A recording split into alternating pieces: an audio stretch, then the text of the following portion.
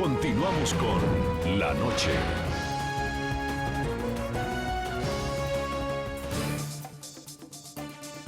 El gobierno venezolano ha adoptado abiertamente las tácticas habituales de los regímenes autoritarios y ha encarcelado a opositores, ha censurado a medios de comunicación e intimidado a la sociedad civil. Así lo advirtió la ONG Human Rights Watch en su más reciente informe sobre Venezuela. El reporte difundido este viernes llama a la comunidad internacional a condenar los abusos y la censura que impone el régimen de Nicolás Maduro.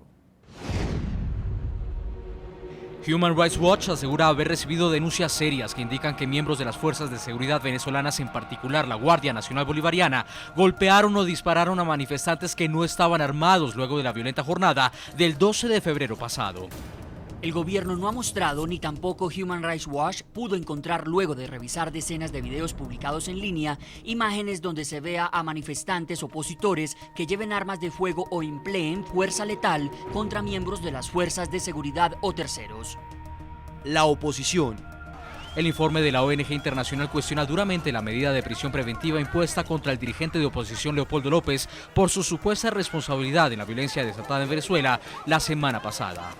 La respuesta inmediata del gobierno de Maduro a la violencia del 12 de febrero fue señalar como responsable a Leopoldo López y otros líderes de oposición. El gobierno no ha difundido evidencias creíbles para justificar estos señalamientos. Censura de medios. La ONG Internacional destaca en este capítulo la censura contra NTN 24 luego de que el pasado 12 de febrero Conatel ordenara a los cableoperadores retirar del aire la señal del canal internacional. El presidente Maduro indicó al día siguiente que la orden había sido una decisión de Estado en respuesta a la difusión de las protestas por el canal, por considerar que procuró transmitir la zozobra de un intento de golpe. Ataque contra periodistas. Citando cifras de la ONG Espacio Público, Human Rights Watch advierte que al menos 17 periodistas han sido detenidos o agredidos entre el 12 y el 16 de febrero. El informe menciona entre estos casos el de Juan Pablo Vieri, periodista colombiano que denunció haber sido detenido y golpeado por la Guardia Nacional. Inmediatamente se fueron contra nosotros, nos pegaron, a mí personalmente me pegaron un culatazo con uno de sus fusiles de asalto. Continuamos en La Noche. En Washington, Viviana Yacamán, directora para América Latina de Freedom House. Estábamos hablando de la represión en las manifestaciones estudiantiles, pero también en otro hecho que ha sido cuestionado por la comunidad internacional está la criminalización de la protesta, pero a nivel también de sus líderes, es decir, los organizadores de esta protesta, que son políticos opositores, que han cuestionado el régimen de Nicolás Maduro, terminan amenazados con que van a terminar presos y amenazados por el propio presidente de la República. ¿Usted considera que esta es la forma de manejar la disidencia, la crítica? Bueno, evidentemente depende del régimen que uno se encuentre, ¿no? En si una uno democracia, está en un por lo sistema democrático, me parece que, claro, en una democracia no es la manera, ¿no? Porque evidentemente las bases de la democracia son el respeto a los derechos universales de la persona. Y yo creo que aquí es importante decir que, como dije hace un momento, el gobierno cruzó una línea, ¿no? O sea, ha traspasado la barrera del respeto a los derechos humanos y tampoco tiene, digamos, ningún problema en hacerlo muy evidente. Y entonces me parece que llegó el momento para que la comunidad internacional deje de justificar las acciones del gobierno de Venezuela basado en la idea de que fue electo democráticamente. Es decir, en democracia evidentemente es muy importante haber sido elegido democráticamente y haber llegado al poder a través de las urnas, pero es mucho más importante gobernar democráticamente.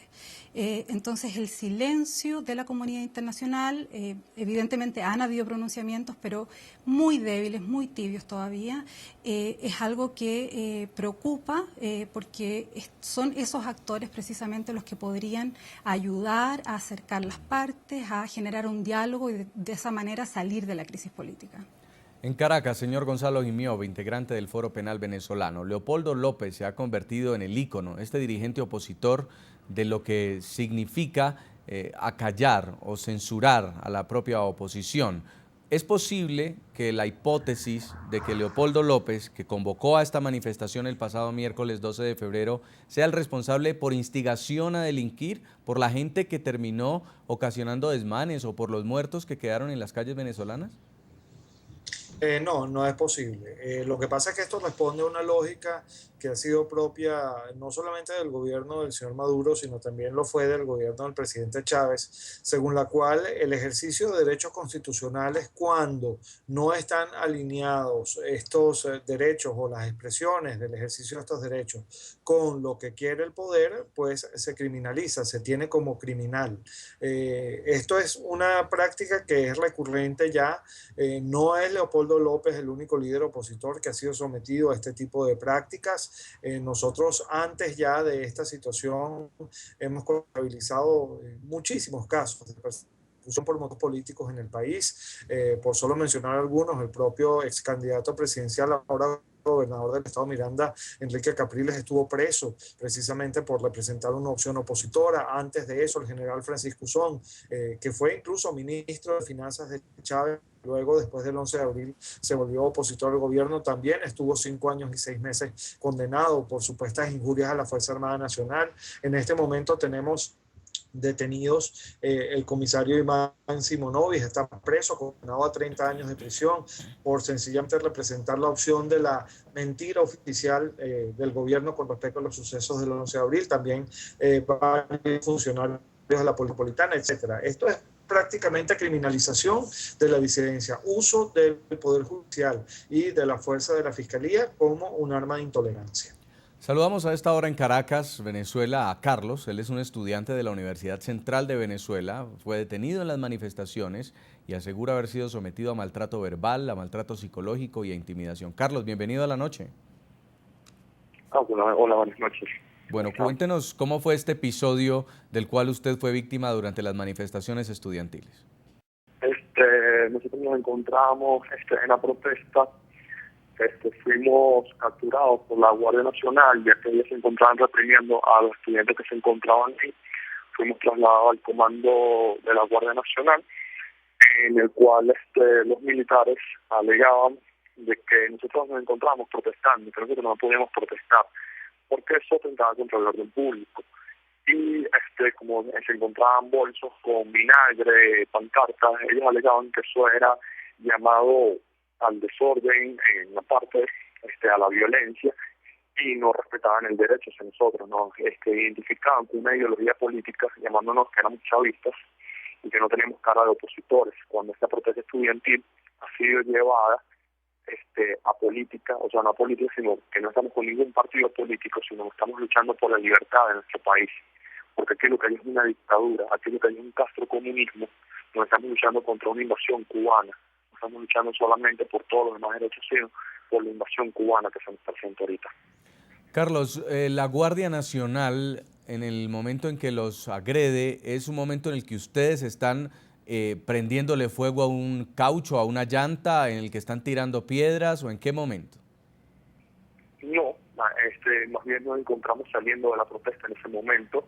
Ya veníamos en el carro y todo cuando nos estamos retirando, y somos atacados por unos motorizados que nos chocan el carro, nos agreden con los cascos y nos detenemos justo en donde está el comando de la guardia, y el comando de la guardia, en vez de tocarnos un apoyo, en ese momento nos dicen que nos tenemos que trasladar a la comandancia. Nos trasladan a la comandancia alrededor de las 4 p.m.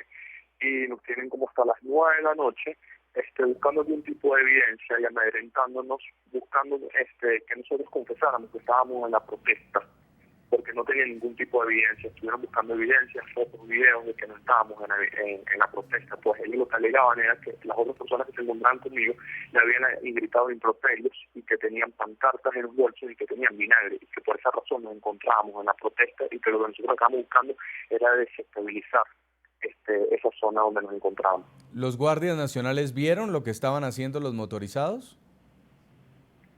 Sí, los guardias nacionales vieron lo que estaban haciendo los motorizados. ¿Y no hicieron nada? Más bien, no actuaban en el momento, sino hasta que llegamos hasta el comando de ellos, que nos paramos al lado de ellos, es cuando ellos reaccionan. y ellos mismos nos lo confiesan, que ellos no se esperaban eso, que ellos vieron la acción, pero que como que fue un hecho que no esperaban, pues. Si no nos paramos al lado de ellos, ellos no hubieran reaccionado.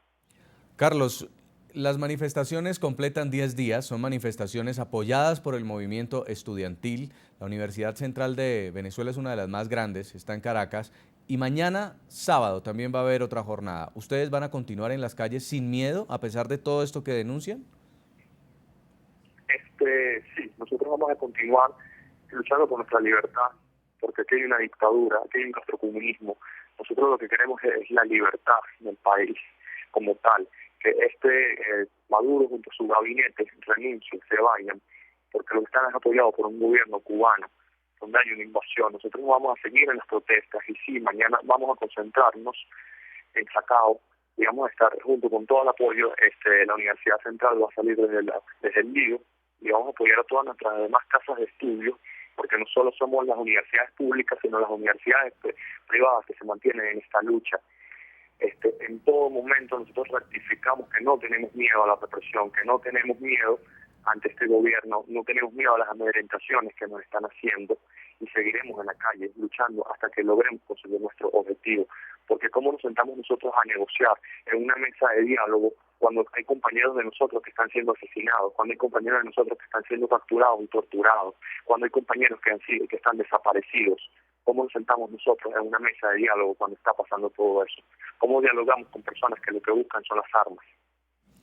Pues queremos agradecerle mucho en Caracas, Venezuela, a Carlos, estudiante de la Universidad Central Venezolana, quien manifiesta haber sido detenido durante una protesta y sometido a diferentes maltratos. Gracias, Carlos, por acompañarnos.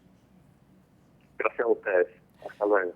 Seguimos invitando a los televidentes a que opinen sobre el tema del día, las entrevistas, los testimonios que están escuchando en el programa La Noche. Pueden contarnos en Twitter qué opinan a través de las cuentas de nuestros periodistas. ¿Es posible un diálogo entre la oposición que marcha pacíficamente y el régimen que reprime violentamente las protestas? Nelson Hurtado nos dice, están en juego vida, libertad, dignidad humana. Ellas no admiten negocios, concertaciones, transacciones, pues son o no son.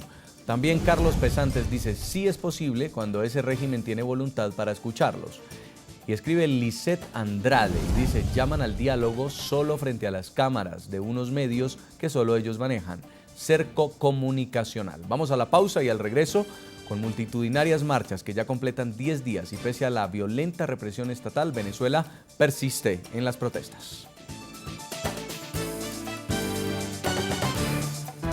Ya regresamos con La Noche.